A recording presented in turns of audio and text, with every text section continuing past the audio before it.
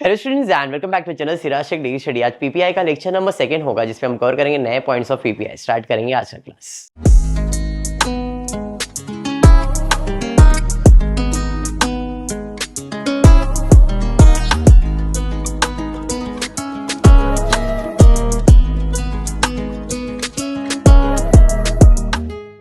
Previous class में profit prior to incorporation का एक सिंपल सा सम लिया था। आज थोड़ा अपडेट कर देते हैं। सम थोड़ा सा लेंदी लूंगा, सम लेंदी नहीं, एडजस्टमेंट थोड़े बढ़ा दूंगा। बाकी सम बहुत सिंपल ही रहेगा, कुछ ज्यादा हार्ड एंड फास्ट नहीं है। चलिए स्टार्ट करते हैं।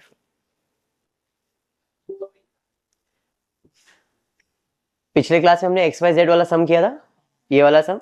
चलिए टेक्स्ट बुक में page number 12, Sachin limited was incorporated. अगर टेक्स्ट बुक है तो ठीक है, नहीं है तो फिर यही आपका टेक्स्ट बुक है। Sachin limited was incorporated to take over running business of Tendulkar Brothers with effect from 1st April.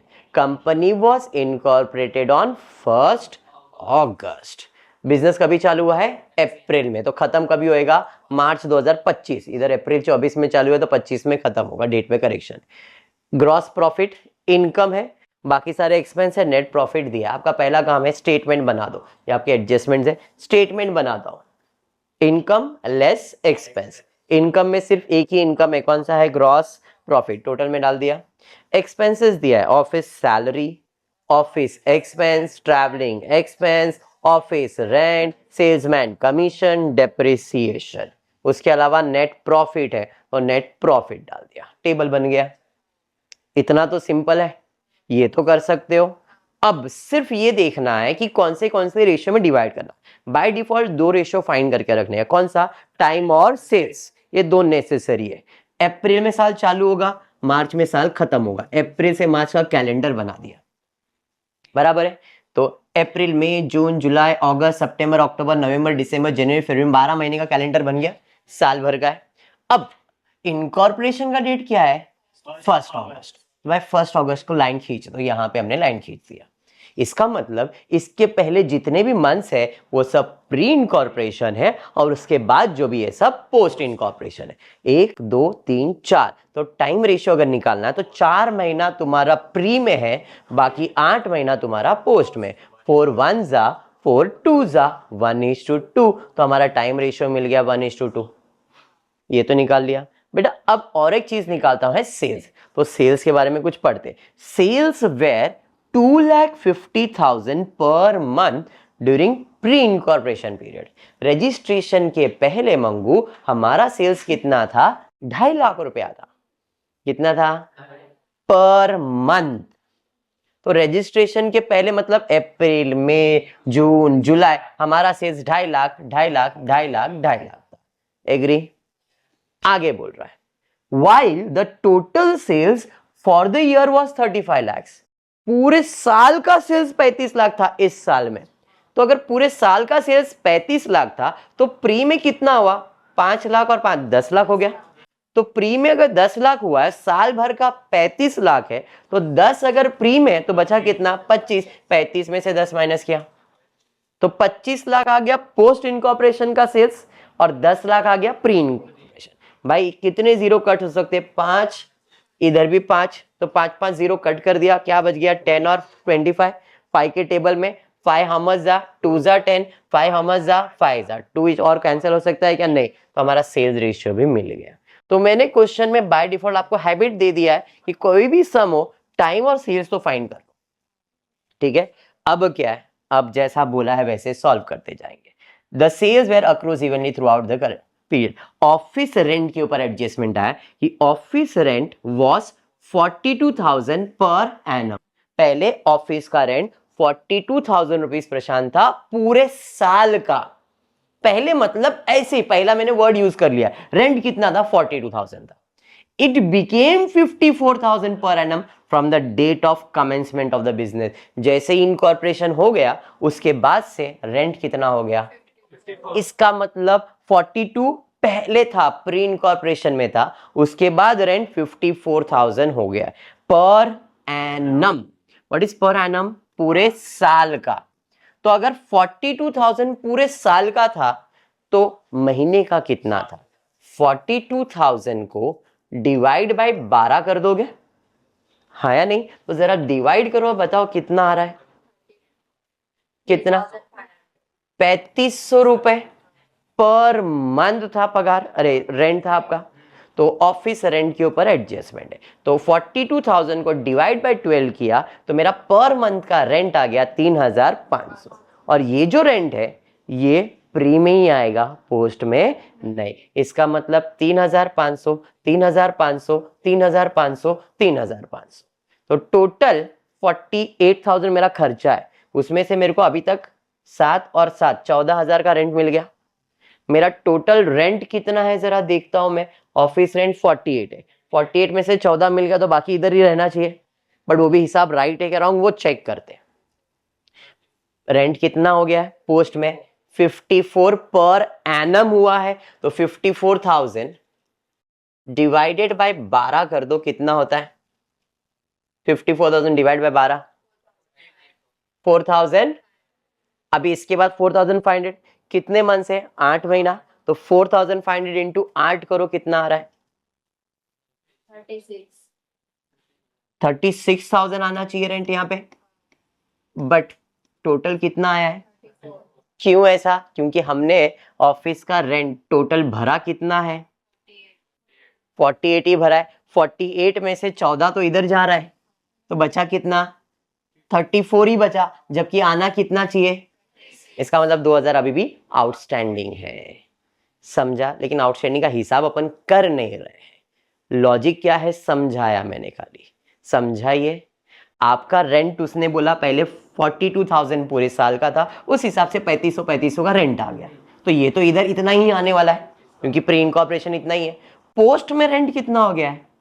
54 हो गया, तो उस हिसाब से हमको इतने मंथ का रेंट भरना इधर, तो 36,000 भरना पड़ेगा।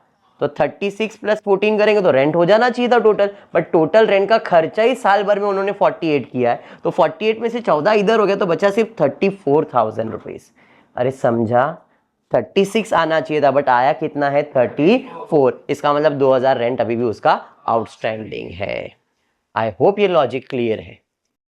हाँ, हमको कितना है, जितना खर्चा दिया है हम सिर्फ उसका ही बंटवारा कर सकते, आउटस्टैंडिंग प्रीपेड ये सब नहीं दिखाते अपन, ठीक है? तो यहाँ पे working note for office rent, working note number 3 है, तो कितना है प्री में? 14,000, पोस्ट में कितना है? 34,000। बंटवारा 48,000 का समझ में आ गया? पक्का समझा? हाँ मंगू, नेक्स्ट एडजस्टमेंट पे जाते हैं। Travelling expenses include 3,600 incurred by office staff and the balance by sales staff. Adjustment किसके ऊपर है? Travelling expenses. जरा देखते हैं ट्रैवलिंग एक्सपेंसेस कितना है? 24,600। इसमें क्या बोला मयूर इसने? ये जो 24,600 है ट्रैवलिंग का खर्चा, दो लोग ने किया है। 3,600 का खर्चा ऑफिस के स्टाफ ने किया है और बाकी का खर्चा सेल्स स्टाफ ने किया है। जो ऑफिस का स्टाफ है उसको मैं महीने का पगार देता हूं, तो वो खर्चा महीने पे डिवाइड होगा। तो 24,600 में से ऑफिस स्टाफ का कितना है? 3,600। इसको टीआर नहीं टाइम रेशियो में डिवाइड करूंगा, तो 3,600 को टाइम रेशियो क्या है? 1:2। तो 3,600 इंटू 1 डिवाइड बाई 3, प्री में कितना? 1,200। 3,600 इंटू 2/3 कितना? 2,000। तो ये हो गया 3,600 का बंटवारा, समझा? प्री और पोस्ट में, हाँ या नहीं? अब बचा कितना? 24,600 में से 3,600 तो इधर आ गया, तो बचा कितना? 21,000। ये किसका है? सेल्स स्टाफ का है। इसको मैं टाइम रेशियो में डिवाइड नहीं कर सकता हूं। सेल्स स्टाफ के लिए, सेल्स के लिए अपॉइंट किया था, इसलिए वो कौन से रेशियो में बटेगा? सेल्स रेशियो में। तो डायरेक्टली ये नहीं बटेगा, इसमें जो टाइम का है वो टाइम में बटेगा और जो सेल्स का है वो सेल्स में बटेगा। समझ में आया क्या? अगर ऐसा कोई एडजस्टमेंट नहीं होता तो ट्रैवलिंग का खर्चा हमेशा टाइम रेशियो में जाता है, ठीक है? तो अब 21,000 को सेल्स रेशियो क्या है? 2:5, मतलब 2/7, एंड 21,000 5/7 ये। तो इस हिसाब से ट्रैवलिंग का टोटल खर्चा प्री में कितना हुआ? 6,000 और 1,200, 7,200, 2,400 और 1,500, 17,400। दोनों को ऐड करो, देखो 24,600 आ गया। समझा या नहीं? समझा? पक्का या बाउंसर? सोतड़ी समझा? मनीषा, विशाल, अरे जगह दिया सर। चलो तो फिर आपका travelling expenses working note number 4 pre में 7,200, पास्ट में सॉरी पोस्ट इनकॉर्पोरेशन 17,400। समझाइए। चलिए बढ़ते हैं नेक्स्ट। उसके बाद fourth, depreciation include 3,000 for asset acquired in post incorporation. एकदम क्लियरली बोला है, तुम्हारा डेप्रिसिएशन का खर्चा मिला 10,500 का खर्चा है, बोलता है इसमें से 3,000 है ना वो मशीन का है जो आपने पोस्ट में खरीदा है, तो जो पोस्ट में खरीदा उसका डेप्रिसिएशन भी पोस्ट में जाना चाहिए। तो 10,500 में से 3,000 सीधा सीधा किधर जाएगा? पोस्ट में। तो 10,500 खर्चा था, 3,000 पूरा मैंने डाल दिया पोस्ट में। अभी कितना बच गया? 7,500 बच गया। ये डेप्रिसिएशन किसका है? जो मशीन हम यूज कर रहे हैं। और डेप्रिसिएशन कैसा होता है? मंथली होता है। तो बाकी जो बच गया 7,500 वो मंथ के हिसाब से जाएगा, मतलब कौन से रेशियो में जाएगा? टाइम रेशियो में। तो 7,500 को हम कौन से रेशियो में बांटेंगे? टाइम 1:2 में। तो 7,500 into 1 divide by 3, 7,500 into 2 divide by 3। इस हिसाब से डेप्रिसिएशन प्री में कितना आया? 2,500 और पोस्ट में कितना आया? 8,000। समझा? तो यहां पे डेप्रिसिएशन वर्किंग नोट 5 डाल दिया, 2,500 और 8,000। क्लियर है अभी? पक्का? Manisha ji very good. मनीषा जी आगे बढ़ते हैं। सैलरी इंक्लूड पार्टनर का सैलरी 30,000 रुपए, which will remain while the remaining salary was for office staff। बोलना चाह रहा है कि जो भी तुमने सैलरी दिया है उसमें 30,000 किसका सैलरी है? पार्टनर का सैलरी है।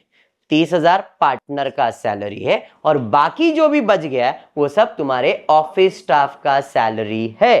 तो भाई सैलरी 1,35,000 दिख रहा है।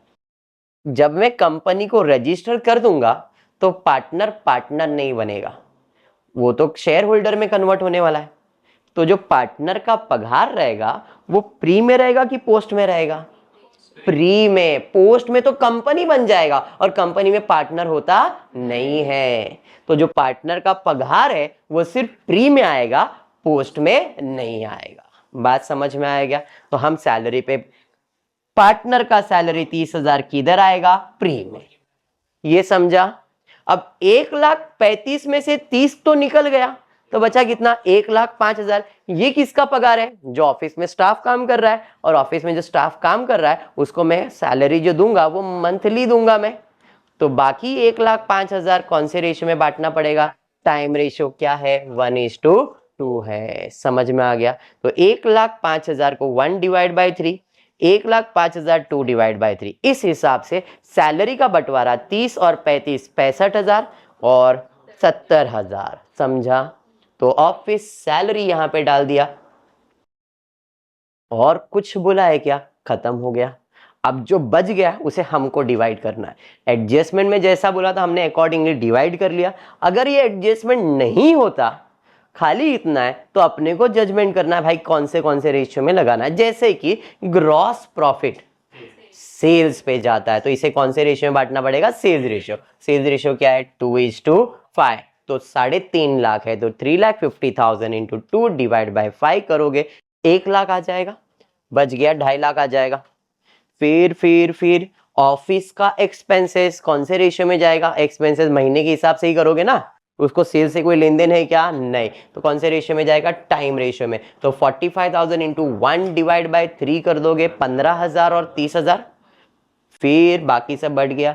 सेल्समैन खुद ही बोल रहा है, सेल्समैन मतलब सेल्स रेशियो आ जाएगा। सेल्स रेशियो क्या है? 2:5 है। तो 24,500 इंटू 2 डिवाइड बाई 7, 7,000। तो 24,000 में से 7,000 माइनस कर देंगे 17,500। क्लियर है इतना? Any doubt? बंटवारा हो गया। अब क्या टोटल मारते हैं फट से। जो भी आपका इनकम है उसमें से एक्सपेंसेस माइनस, जो भी इनकम है उसमें से एक्सपेंसेस माइनस। फटाफट करेंगे। 1 लाख में से ये सब माइनस कर दो। 1 लाख में से ये सब माइनस करो। एक जन 2.5 लाख से ये सब माइनस करो। करो कितना आ रहा है? माइनस करके बताओ। 1 लाख में से सब माइनस करो, 2.5 लाख में से माइनस करो। मयूरी बेटा कैलकुलेटर है अपने पास? नहीं, वेरी गुड। बैग में क्या है? मेकअप का सामान? नहीं ना? हाँ बोलो। पोस्ट में 73,100 और प्री में? प्री में आप लोग के पास भी कैलकुलेटर नहीं है ना? प्री में आ रहा है लॉस 10,700 नेगेटिव में और पोस्ट में 73,100। अब देखो 73,100 में 10,700 माइनस करो 62,400 आएगा ही। इसमें ये माइनस करो, ये आंसर चाहिए ना, टोटल करते अपन। बट मैंने कल बताया था अगर प्री के अंदर प्री में प्रॉफिट हो रहा है तो उसे प्रॉफिट नहीं कहते, कैपिटल रिजर्व। और अगर लॉस हो रहा है तो उसे गुडविल कहते हैं। तो यहां पे लॉस आ रहा है जिसे हम लोग क्या कहेंगे? गुडविल। और जो इधर प्रॉफिट होता है पोस्ट में उसे प्रॉफिट या लॉस ही कहते हैं। तो यहाँ पे प्रॉफिट एंड लॉस कितना है? 73,100। समझा? पक्का समझा है? पीपीआई क्या है? क्लियर है लॉजिक? पक्का? चलिए तो फिर आज की क्लास में इतना ही करेंगे। होपफुली वीडियो पसंद आया तो प्लीज वीडियो को लाइक कर देना, फ्रेंड्स ग्रुप में शेयर करना और चैनल को सब्सक्राइब करना। Thank you for watching the video.